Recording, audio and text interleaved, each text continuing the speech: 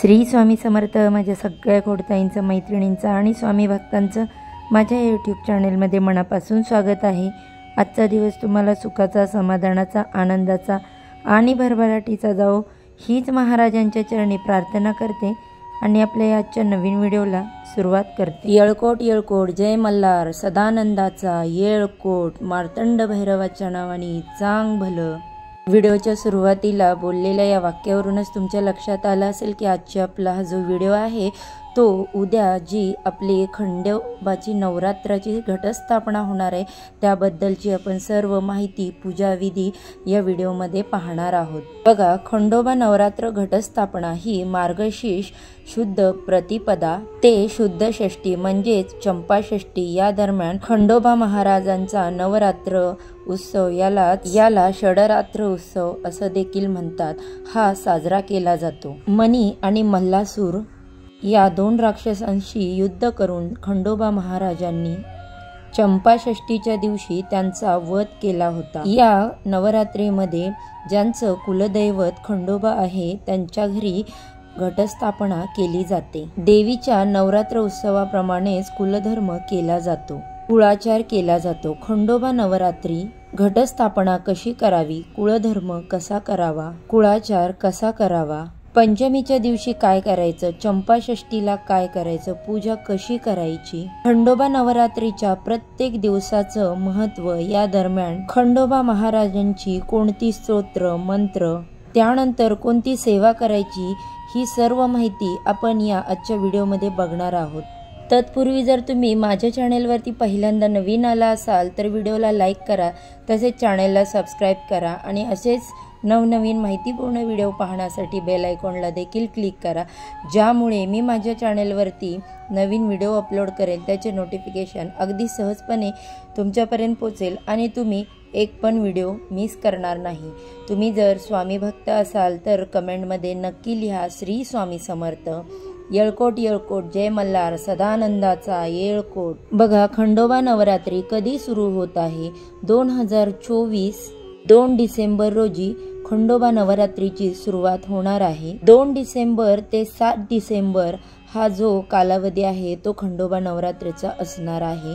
म्हणजे 7 डिसेंबर रोजी खंडोबा नवरात्रीची सांगता म्हणजे चंपाषष्ठी असणार आहे। 6 डिसेंबर 2024 रोजी पंचमी आहे। या 6 दिवसांमध्ये आपल्याला आपलं कुलदैवत खंडोबा महाराज यांची जास्तीत जास्त सेवा करायची आहे। बघा, ज्यांचं कुलदैवत खंडोबा नसेल त्यांनी देखील ही सेवा करावी, स्तोत्र मंत्र पठण करावेत। बघा, कोणतीही सेवा ही वाया जात नाही, त्याचे आपल्याला फळ निश्चितच मिळते। घटस्थापना आपल्याकडे होत नसेल तर केली नाही तरी चालेल, परंतु मंत्र स्तोत्र याचे पठण जरूर करावे। शास्त्रोक्त पद्धतीने पूजाविधी करून आपल्या घरामध्ये खंडोबा नवरात्रीची स्थापना करा, घटस्थापना करा आणि खंडोबाचा जे काही मंत्र स्तोत्र आहेत ते पठण करा, कुळाचार करा। कुलदेवीच्या आशीर्वादाप्रमाणेच कुलदेवतांचा आशीर्वाद देखील जीवनात अतिशय महत्त्वाचा असतो, ज्यामुळे विवाह, संतती, आर्थिक समस्यांचं आपोआप निवारण होतं।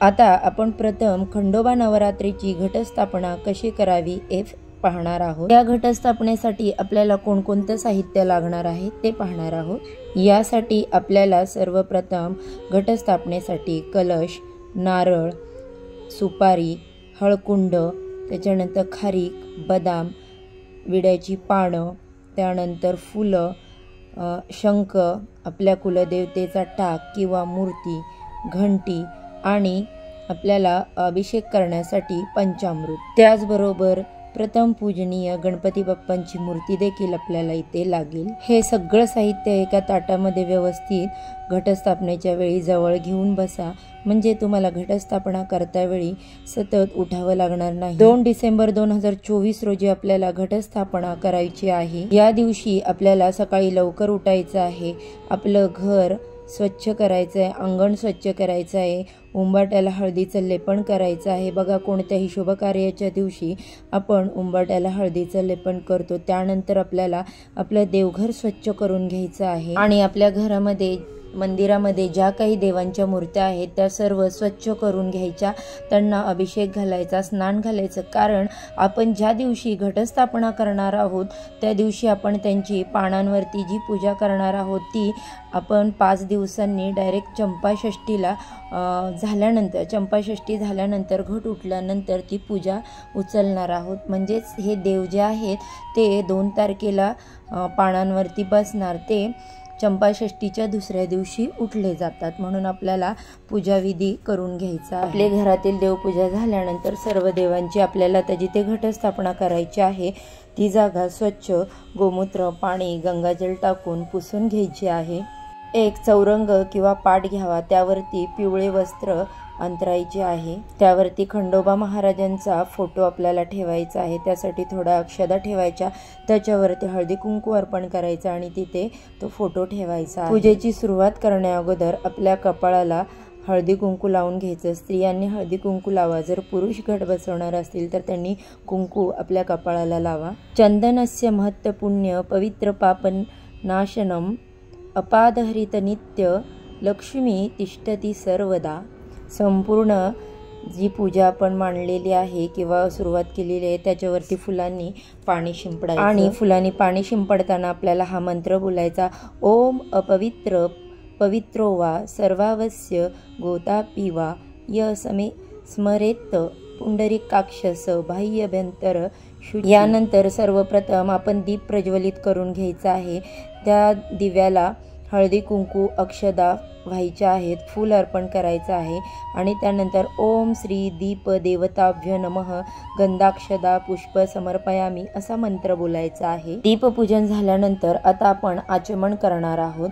आचमन करताना आपण ओम केशवाय नमः, ओम नारायणाय नमः, ओम माधवाय नमः, ओम गोविंदाय नमः, ओम विष्णुवे नमः, ओम मधुसूदनाय नमः, ओम त्रिविक्रमाय नमः, ओम वामनाय नमः, ओम श्रीधराय नमः, ओम ऋषिकेशाय नमः, ओम पद्मनाभाय नमः, ओम दामोदराय नमः, ओम संगषणाय नमः, ओम वासुदेवाय नमः, ओम प्रद्युम्नाय नमः, ओम अनिरुद्धाय नमः, ओम पुरुषोत्तमाय नमः, ओम अयोध्याक्षताय नमः, ओम नरसिंहाय नमः, ओम अच्युतनाय नमः, ओम जनार्दनाय नमः, ओम उपेंद्राय नमः, ओम हरेय नमः, ओम श्रीकृष्णाय नमः अशा सर्व विष्णूंच्या नामांचा उच्चार करत आपल्याला आचमन पूर्ण करायचं आहे। आचमन झाल्यानंतर आता आपण खंडोबा नवरात्र घटस्थापनेचा संकल्प करणार आहोत।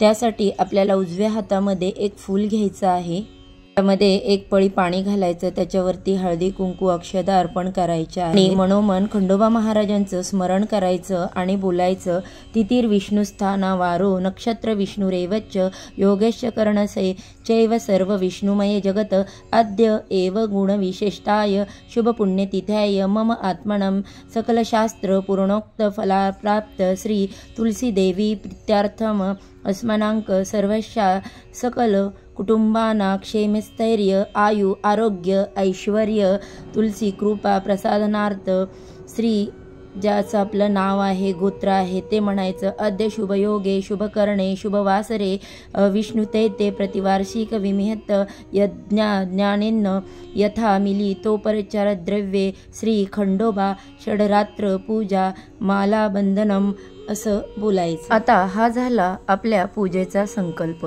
आता आपण गणपती बाप्पांचं पूजन करणार आहोत। त्यासाठी आपण तांबणामध्ये गणपती बाप्पांची मूर्ती घ्यायची, मूर्ती नसेल तर सुपारी घ्यायची आणि त्याच्यावरती तुम्हाला पाण्याने आणि पंचामृताने अभिषेक करायचा आहे। अभिषेक करताना तुम्हाला ओम श्री महागणपते नमः स्नान समर्पयामी पंचामृत स्नान समर्पयामी शुद्धोदक स्नान समर्पयामी अशा मंत्राचा जप करत गणपती बाप्पांना अभिषेक करून घ्यायचा आहे। आता अभिषेक केलेली गणपती बाप्पांची मूर्ती स्वच्छ पुसून घ्यायची, त्यानंतर पूजेच्या ठिकाणी थोड्याशा अक्षदा ठेवायच्या, त्यावरती हळदी कुंकू अर्पण करायचं आणि त्यावरती बाप्पांच्या मूर्तीची प्रतिष्ठापना करायची। कारण बघा, कोणत्याही पूजेच्या अगोदर सर्वप्रथम मान जो असतो पूजेचा तो गणपती बाप्पांचा असतो।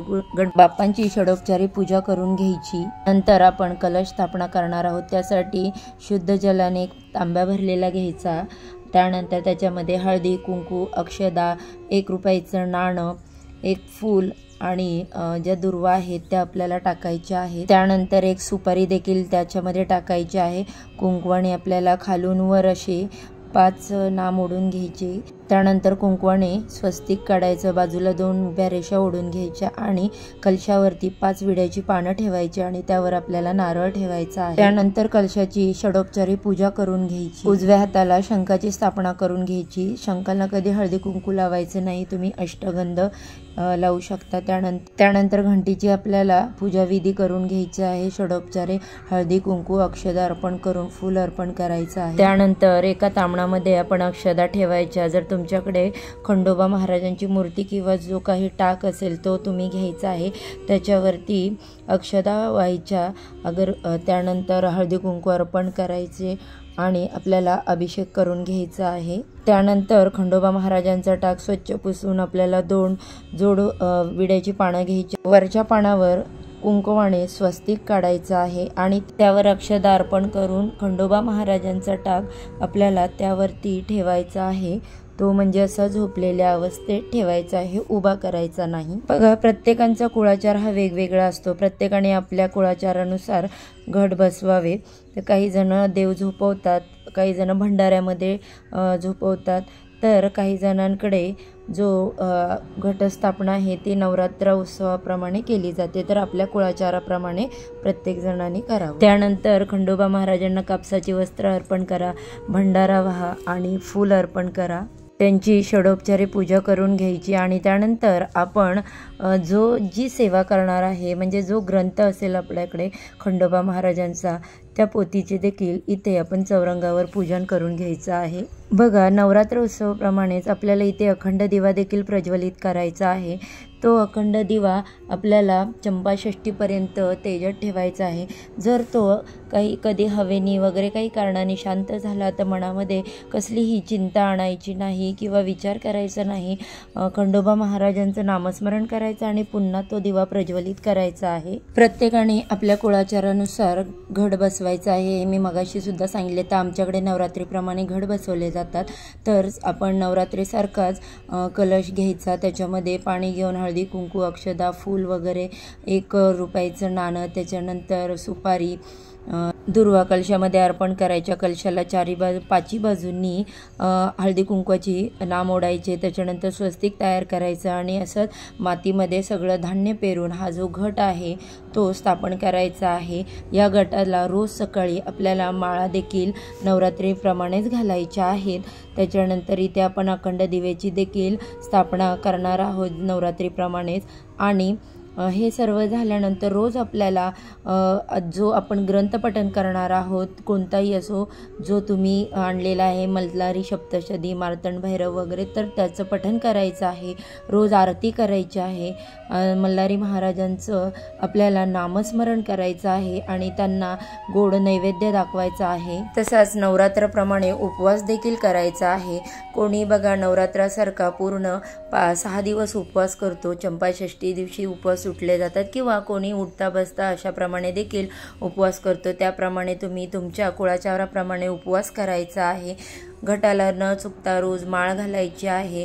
तसेच आपला जे खंडोबा महाराजांचा टाक आहे त्याच्यावरती आपल्याला रोज भंडारा व्हायचा आहे। आता हा उपवास कोणी करावा, तर आपल्या घरातील कर्ता पुरुष जो कुळपुरुष असतो त्याने हा उपवास करावा। काही कारणास्तव त्यांना नाही जमलं तर घरातील कुळस्त्रीने म्हणजेच कर्त्या स्त्रीने हा उपवास केला तरी देखील चालेल। मगाशी सांगितल्याप्रमाणे ज्यांना शक्य आहे त्यांनी चंपाषष्ठीपर्यंत उपवास करू शकता।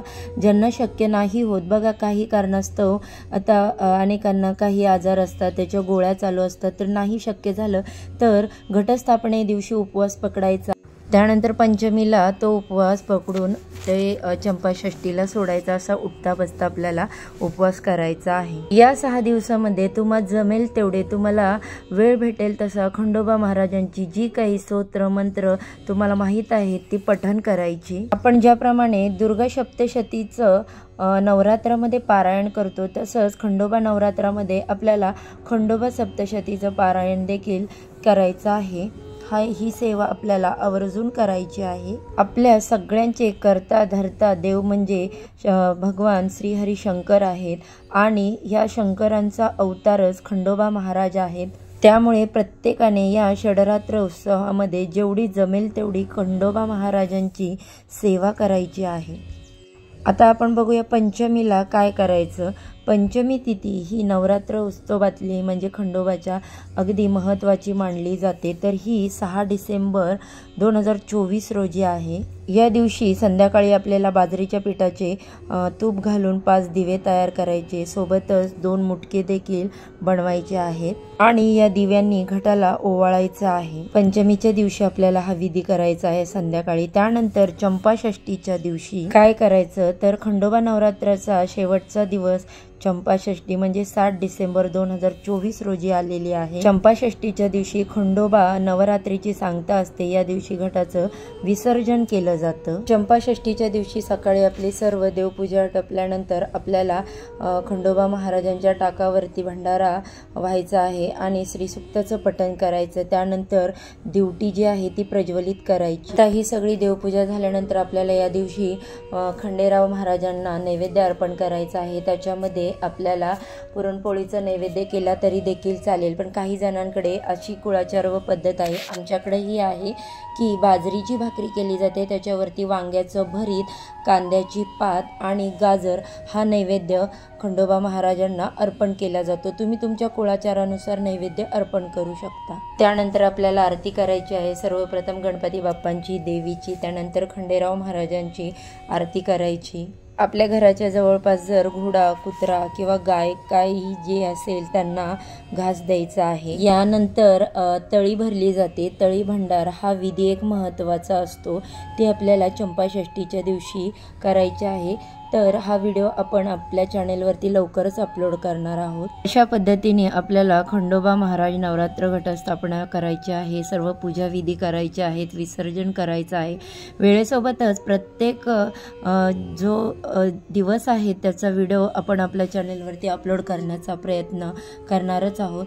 तर अशा प्रकारे ज्यांना कोणाला खंडोबा महाराज कुलदैवत आहेत त्यांनी आवर्जून हे जी पूजाविधी आहेत त्या करायचं आहे। तर ही माहिती तुम्हाला कशी वाटली, आवडली असेल तर व्हिडिओ लाईक करा, शेअर करा, चॅनलला सबस्क्राईब करा आणि कमेंटमध्ये येळकोट येळकोट जय मल्हार सदानंदाचा येळकोट श्री स्वामी समर्थ लिहायला विसरू नका।